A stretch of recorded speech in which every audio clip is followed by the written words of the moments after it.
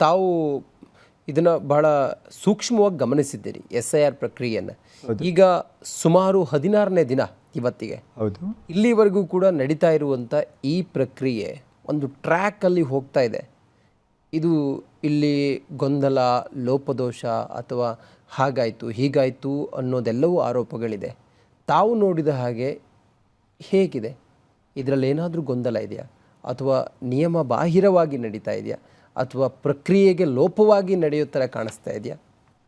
ನನಗೆ news reporter ಥರ ಅಥವಾ ಸೋಷಿಯಲ್ ವರ್ಕರ್ ಥರ ಬೀದಿ ಬೀದಿಗೆ ಹೋಗಿ ಮನೆ ಮನೆಗೆ ಹೋಗಿ ನೋಡೋ ಶಕ್ತಿ ಈಗ ಇಲ್ಲ. ಮಾಡಿದ್ದಿದೆ ಯಾವುದೋ ಪ್ರಕ್ರಿಯೆ ಅವರು ಎರಡು ನನಗೆ ಗೊತ್ತಿರೋದು ಯಾವ್ಯಾವುದು ನಮ್ಮ ಸುದ್ದಿ ಮಾಹಿತಿಗಳಿಂದ ಬರ್ತದೆ, ಯಾವುದರಿಂದ ಕೇಳಿ ಬರ್ತದ, ನನ್ನ ಗೆಳೆಯರಿಗೆ ನಾನು ಫೋನ್ ಮಾಡಿ ಕೇಳ್ತೇನೆ, ನನಗೆ ಗೊತ್ತಿಲ್ಲ. ಅಥವಾ ತನ್ನ ಅನುಭವಕ್ಕೆ ಬಂದಾಗೆ ಇದರ ಬಗ್ಗೆ ನಾನು ರಿಸರ್ಚ್ ಮಾಡಿಲ್ಲ.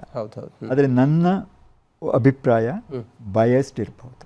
ಇದು ಪೂರ್ತಿ ಮಾಹಿತಿ ನನಗೆ ಕೊಡಲಿಕ್ಕೆ ಐ ಆಮ್ ನಾಟ್ ಕ್ವಾಲಿಫೈಡ್ ನಾವು, ಯಾಕಂದ್ರೆ ನಾನು ಆ ಕೆಲಸ ಮಾಡಿಲ್ಲ. ನಿಜ. ನಾನು ಕೇರಳದಲ್ಲಿ ಕೆಲವು ಜನ ಫ್ರೆಂಡ್ಸ್ ಇದ್ದಾರೆ, ಗೆಳೆಯರಿದ್ದಾರೆ, ಅವರಿಗೆ ಫೋನ್ ಮಾಡಿ ಕೇಳಿದೆ. ತಮಿಳುನಾಡಲ್ಲಿ ಕೆಲವರಿದ್ದಾರೆ, ಬೆಂಗಳೂರಲ್ಲಿ ಕೆಲವರಿದ್ದಾರೆ. ನನಗೆ ಮಿಶ್ರ ಪ್ರತಿಕ್ರಿಯೆಗಳು ಬಂದಿವೆ. ಕೆಲವರು ಹೇಳಿದ್ದಾರೆ ನಮಗೆ ಯಾವ ರೀತಿ ಗೊಂದಲನೂ ಆಗಿಲ್ಲ, BLOಗಳಿಗೆ ಒಳ್ಳೆ ಮಾಹಿತಿ ಇತ್ತು, ಚೆನ್ನಾಗಿ ಮಾತಾಡಿಸಿದ್ರು, ಏನೂ ತೊಂದರೆ ಆಗಿಲ್ಲ ಅಂತ. ನಾವು ಪೂರ್ತಿ ಗೊಂದಲದಲ್ಲಿದ್ದೇವೆ, ಯಾವುದೂ ಸರಿ ನಡೀತಾ ಇಲ್ಲ ಅಂತ ಹೇಳಿದವರು ಇದ್ದಾರೆ. ನಾನು ಮಾತಾಡಿದವರೆಲ್ಲ ಒಳ್ಳೆ ವಿದ್ಯಾವಂತರು, MTech PhD ಮಾಡಿದವರು. ಕರೆಕ್ಟ್. ಅದ್ರ ಬಗ್ಗೆ ಅವರಿಗೆ ಅರಿವಿದೆ ಅಂದರೆ ಅರಿವಿದೆ. ಆದರೆ ಇದರಲ್ಲಿ ನಾವು ಸೂಕ್ಷ್ಮವಾಗಿ ಗಮನಿಸಬೇಕಿದ್ದು ಏನು ಅಂದರೆ, ಈ SIR ಬಗ್ಗೆ SIR ಆಗಿರೋದು ಈಗ 24 ವರ್ಷ ಆದಮೇಲೆ. ಹೌದು. ಈಗ ಇಲೆಕ್ಷನ್ ನಡೆದರೂ ಕೂಡ 5 ವರ್ಷದಲ್ಲಿ 3 ನಡೀಬಹುದು.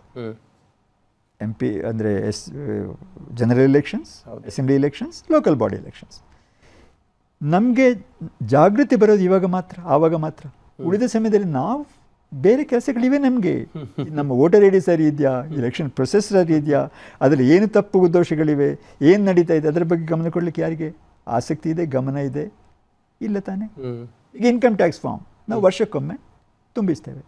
ಉಳಿದ ಸಮಯದಲ್ಲಿ ನಾವು ಇನ್ಕಮ್ ಟ್ಯಾಕ್ಸ್ ಕ್ಯಾಲ್ಕುಲೇಟ್ ಮಾಡ್ತೇವೆ. ಫೈನಾನ್ಸ್ ಮಿನಿಸ್ಟರ್ ಮಾಡ್ಬೋದು, ಚಾರ್ಟರ್ಡ್ ಅಕೌಂಟೆಂಟ್ಸ್ ಮಾಡ್ಬೋದು, ನಾವೇನು ಮಾಡ್ತೇವೆ. ಅದು ಬಂದಾಗ ನಮಗೆ ಗೊಂದಲ ಆಗ್ತದೆ. ಅದನ್ನು ಆದಷ್ಟು ಸರಳಗೊಳಿಸಿ, ಆದಷ್ಟು ತೊಂದರೆಗಳಿಲ್ಲದ ಹಾಗೆ ಮಾಡಿ, ಅದನ್ನೊಂದು ಪೈಲಟ್ ಸ್ಟಡಿ ಮಾಡಿ, ಏನೇನು ತೊಂದರೆ ಅದನ್ನು ಆವಾಗ ಸರಿಪಡಿಸಿ ಮತ್ತೆ ದೇಶದಾದ್ಯಂತ ತರಬೇಕೇ ಹೊರತು ಪ್ರತಿ ಸಾರಿನೂ ಈ ಸೇವೆ ಮಾಡೋದಿದ್ದೇನೆ. ಅವ್ರು ಏನೋ ಒಂದು ಫಾರ್ಮಲ್ಲಿ ಡೆಲ್ಲಿಯಲ್ಲಿ ಏರ್ ಕಂಡೀಷನ್ ರೂಮಲ್ಲಿ ಕೂತ್ಕೊಂಡು ಮಾಡಿಬಿಡ್ತಾರೆ, ಇಡೀ ದೇಶಕ್ಕೆ ಅದನ್ನು ತುರುಕ್ಬಿಡ್ತಾರೆ, ಉಳಿದವರಿಗೆ ಚಿತ್ರಹಿಂಸೆ ಮಾಡ್ತಾರೆ. ಪ್ರತಿ ಸಾರಿನೂ ಮಾಡಿದ್ದಾರೆ ಅವರು. ಇದು ಮೊದಲ ಬಾರಿ ಅಲ್ಲ, ಅವರ ಪ್ರೋಗ್ರಾಮ್ಸ್ ಎಲ್ಲ ನಡೆಯುತ್ತೆ. ಹಲವಾರು ಕೇಸಿಗೆ ವಿಷಯಗಳನ್ನು ನಾನು ಹೇಳೋಕ್ಕೆ ಮತ್ತೆ ಸಮಯ ಇದ್ದರೆ ಹೇಳ್ಬೋದು. ಅದೆಲ್ಲ ರೆಕಾರ್ಡಲ್ಲೇ ಒಂದು, ಏನು ಹೊಸ ವಿಷಯ ಏನಲ್ಲ.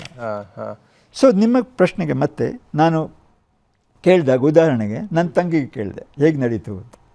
ಅವಳು BLO ತುಂಬ ಚೆನ್ನಾಗಿದ್ದರು. ನನಗೆ 2002ನೇ ಇಸವಿದ್ದು ರೆಕಾರ್ಡ್ ನೋಡಲಿಕ್ಕಾಗಲಿಲ್ಲ. ಅವರು ಸಹಾಯ ಮಾಡಿದರು, ಫಾರ್ಮ್ ಫಿಲ್ಅಪ್ ಮಾಡಲಿಕ್ಕೆ ನೋಡಿದರು, ಚೆನ್ನಾಗಿ ನಡೀತು.